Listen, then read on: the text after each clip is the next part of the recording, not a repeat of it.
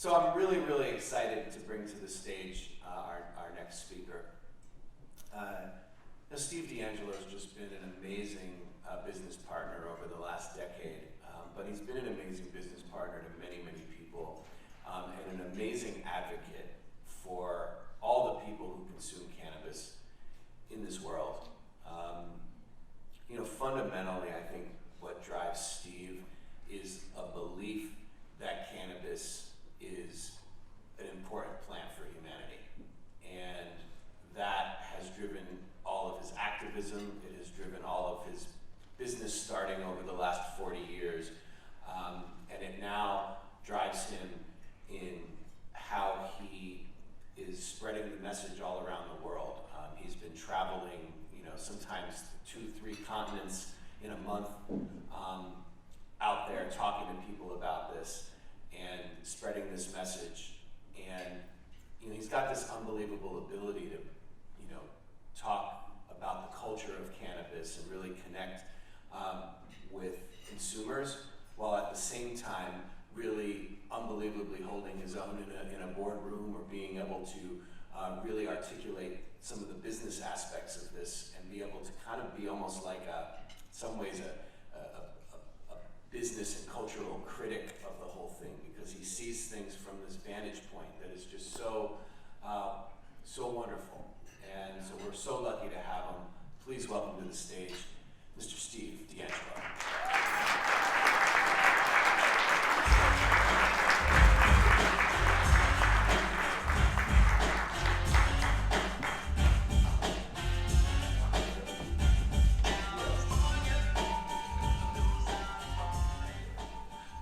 All right.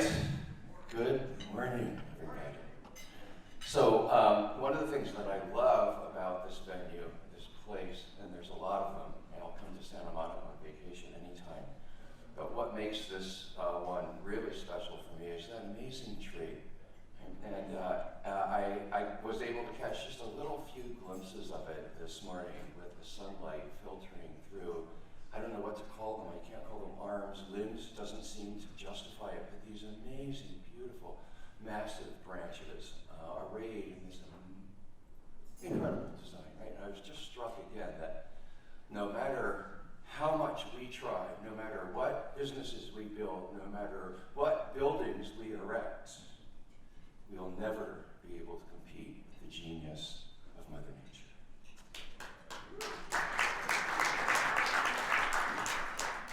So I'm going to talk to you a little bit this morning about this time that we find ourselves in, this moment. And I think that it's a really, really special moment, and I'll make that clear later in the short presentation, the short time we have together. But there's been a lot of talk about the hard landing of the Canadian public markets. There's been a lot of talk about over-regulation, over-taxation in California and Canada. And those things are true, but I think it's important that we put them into the proper perspective. And a lot of the things that we've been learning here this weekend will help guide us in that direction and give us kind of the realistic perspective to look at this through. And I think about Jerry starting the conference and talking about how the things that we here in this room over the course of the next decade are going to shape the course of the cannabis industry for a century, I think many centuries to come. And when I was growing up in the 1960s, there was a lot of talk about the American century. The American century. That was the last century. I think there's a very, very good chance that in the fullness of time, this century that we are just in the beginning decades of will come to be known as the cannabis century.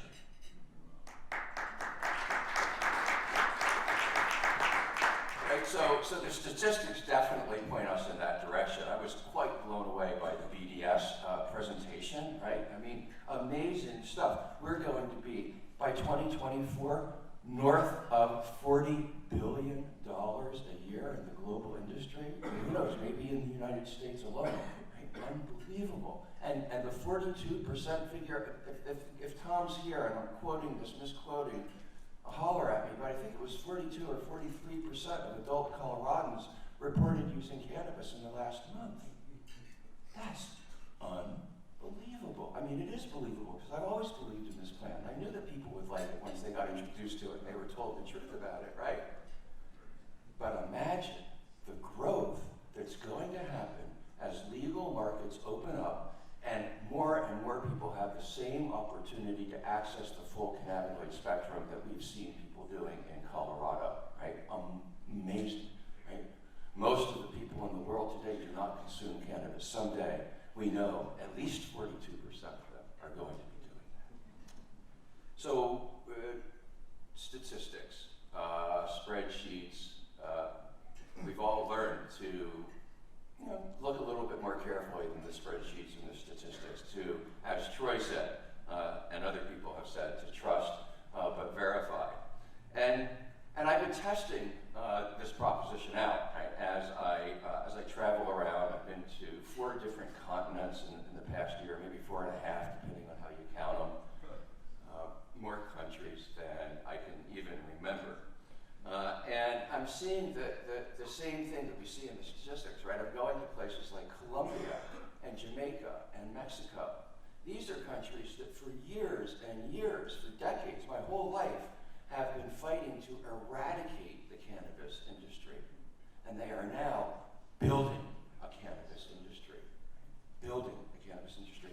You look at countries like Canada and Israel that for, again, the entire course of my lifetime have been cannabis importers who are now turning into cannabis exporters, legal cannabis exporters. So wherever I go around the world, I see this same pattern of as reforms happen and industries are being built. And when I look at the full course of human relationship with cannabis, the prohibition of cannabis, it just stands out as this tiny sliver of time, right?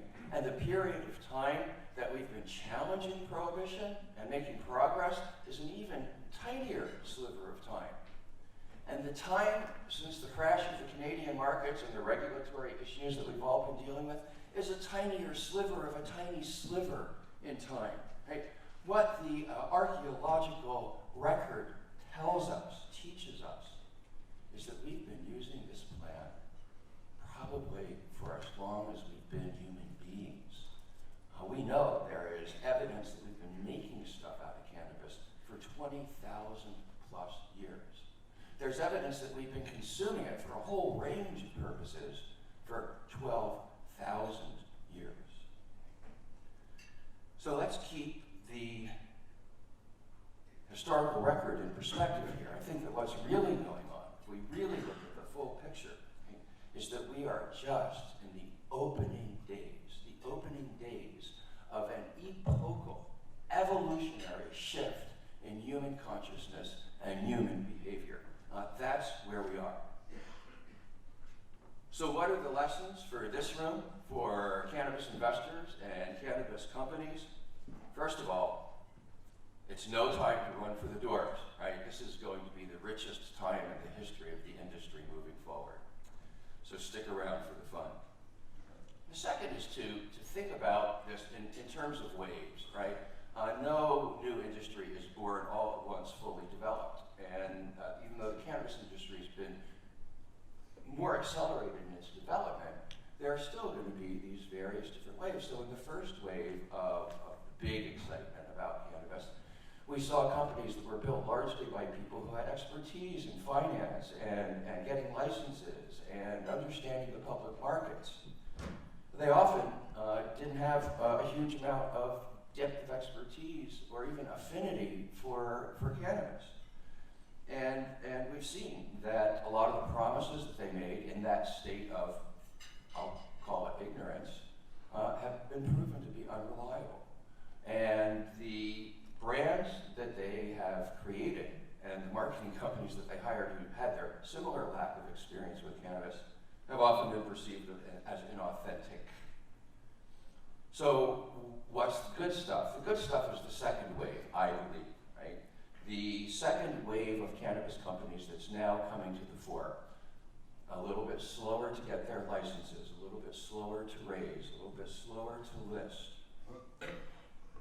Not as much mainstream business experience, so getting into the mainstream has been a little bit challenging for them, but they bring often a depth of expertise that the first wave didn't have. And they've built strategies emerging out of that expertise. I look at companies where the management has understood this and is really committed to and sticks with a realistic growth curve. So when I think about this, one of the companies that I think about is Caliva, right? We heard from Steve Allen telling us about how Caliva is playing the long game, They took a deep breath. They understood and were committed to their own vision. They brought sufficient resources to that vision to bring operational excellence, and they refused to be tempted by shiny objects and overreach from that vision, and it's paying dividends. It's paying dividends for them. Slow but steady, it's paying dividends. And I'm seeing it's the same thing that we've done basically at Harborside, right? At Harborside, we've concentrated on California. We've put resources into growing cannabis, high quality cannabis, so that we can reduce the prices to our consumers. We've expanded our retail footprint and customer experience, and that's working now. First drive-through, first consumption lounge, and our revenues are rising, right? We're thriving in spite of the issues in California, and there's lots of other companies who are doing that too. I look at companies in Canada like Cannabis and Broken Coast. Smaller, a little bit slower to the game, but real depth of expertise in cannabis.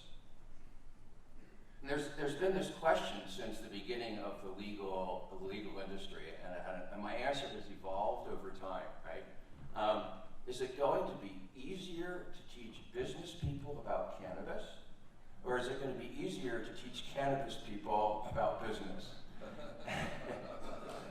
And in the beginning, I'm ashamed to admit to my hippie brethren, I actually thought that it was going to be easier to teach business people about cannabis. I'm tending towards the other direction now. But regardless, I continue to believe what we believed when we started this organization 10 years ago, and that is that the most successful ventures in the legal cannabis industry are going to be built by teams that bring mainstream business expertise and talent to the table, marry that up with deep cannabis culture and experience. If those two parts of a company really respect each other and work hand in hand, those are the companies that are going to succeed.